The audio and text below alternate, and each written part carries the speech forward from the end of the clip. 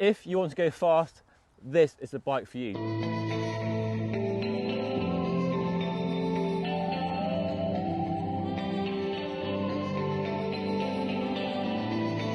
Hello viewers, I'm David and this is my review of the Canyon Lux CF SLX 9.0. Now you might have seen my first look video on this a little while ago where I went to all the details on this bike, and I won't go over them again. Instead, I'll link to that video in the card above hopefully and down in the description. So in this video I'm going to talk about the performance, the ride and handling, and whether you should buy this bike in 2020. So let's dive in.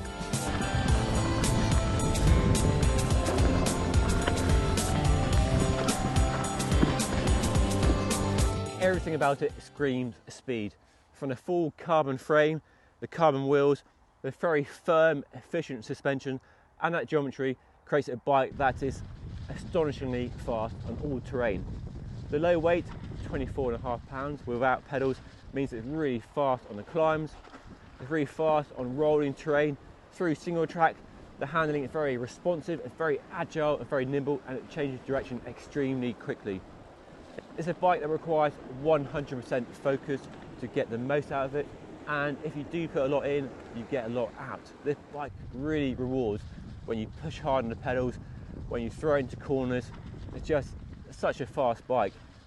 So for cross-country racing, this is clearly a fast platform, but for trail riders wanting a fast, lightweight bike for just doing long rides in the countryside, marathon racing as well, this bike is definitely a good choice. The geometry might not be the most progressive, and on more technical, very steep terrain, it does hold it back. It's a bit more nervous, a bit more skittish in very steep, hard corners, and you really have to pay a lot of attention to make sure you get down through those sections cleanly without having a crash or an incident. But on more flowing, faster single track where you're carving through the trees, that handling actually works extremely well and gives you plenty of confidence to put the bike where you want it, to change direction really quickly when you need it. For climbing, that long stem helps you keep your weight over the front wheel, so you can get up some very steep climbs very easy on this bike. You can lock out the suspension on a smoother climb as well, but for the most part I left the suspension unlocked. It's so firm, you can just leave it unlocked to get the most out of the traction that the rear suspension delivers. It's been a long time since I've ridden a mountain bike with such a long stem and narrow handlebar, and it did take some getting used to. For more trail riding usage, I'd opt for a wider handlebar for a bit more control and hopefully slow down the handling in extreme situations. But on the flip side, the narrow handlebars are great for squeezing through narrow gaps.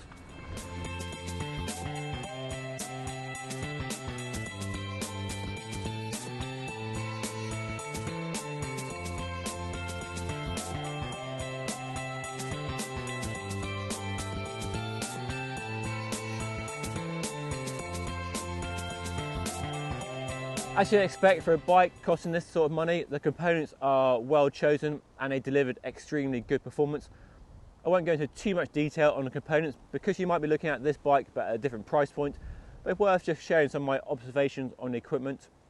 The first thing to talk about is the SRAM XX1 Eagle group set, which is just flawless really. It's been out for a long time now and it still works extremely well. Got plenty of range for steep climbs and long descents.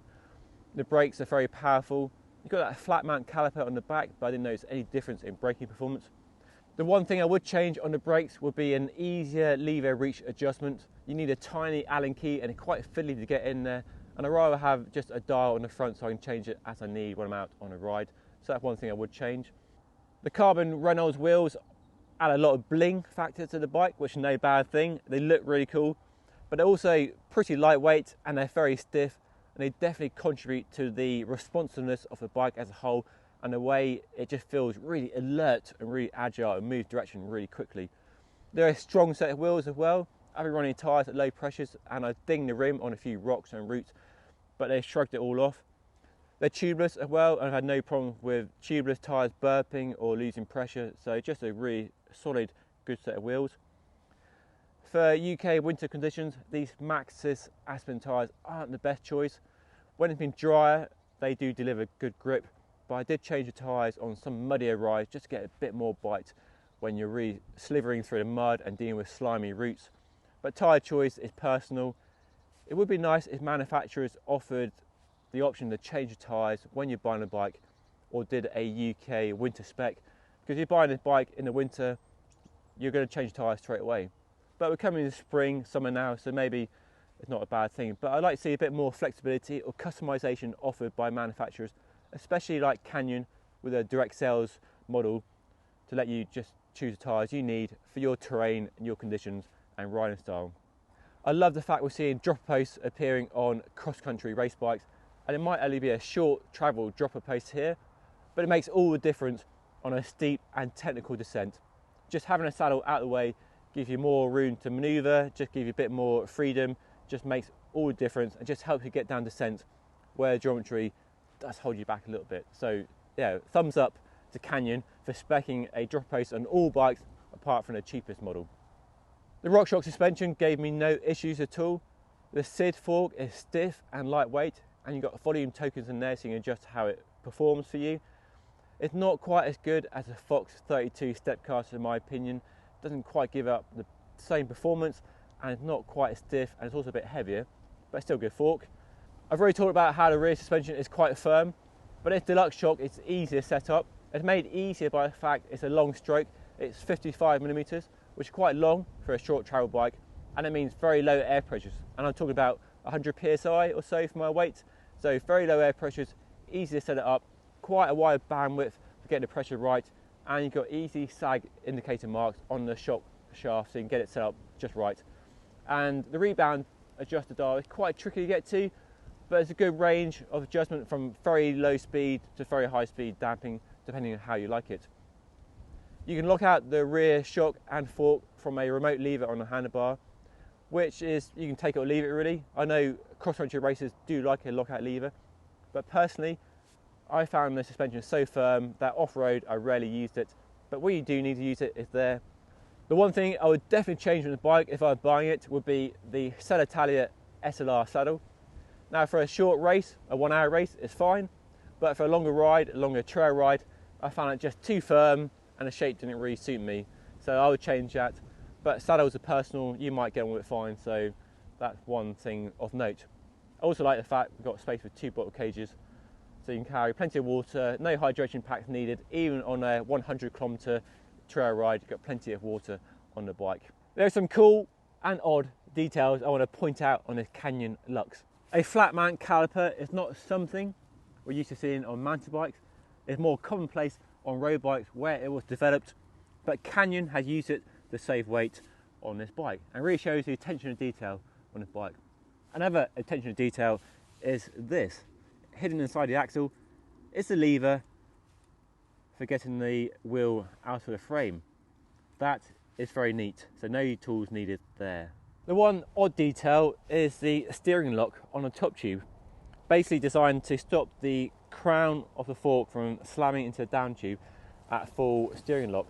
So it does limit how much you can turn the handlebars. It is a bit of a hindrance when you're manoeuvring the bike out of the house, the garage or the car, but it's just something worth bearing in mind. It's a bit like the Trek knock block system.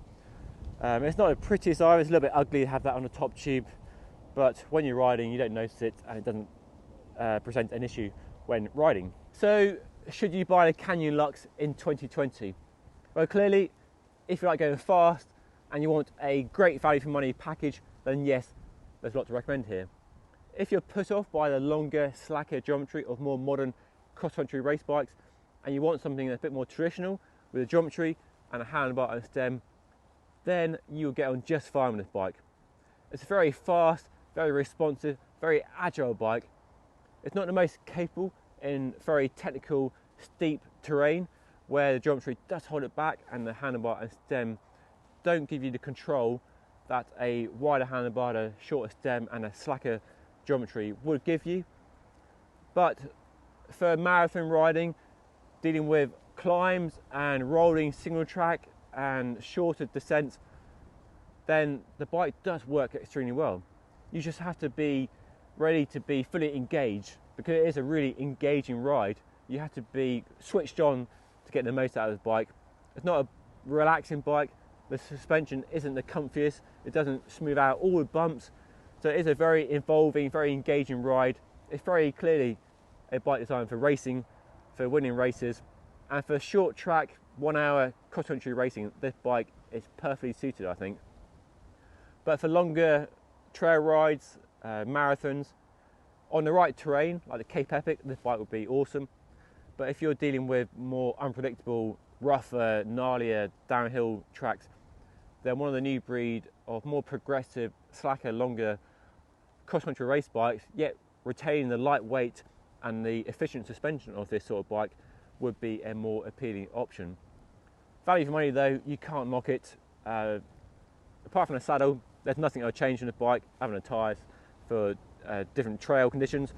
But yeah, it's a very compelling package that a lot of people would enjoy. But that's it for my review of the Canyon Lux. A fantastic bike, great value for money, slightly flawed geometry, but easy to overlook that because it's such a fast, engaging, responsive bike.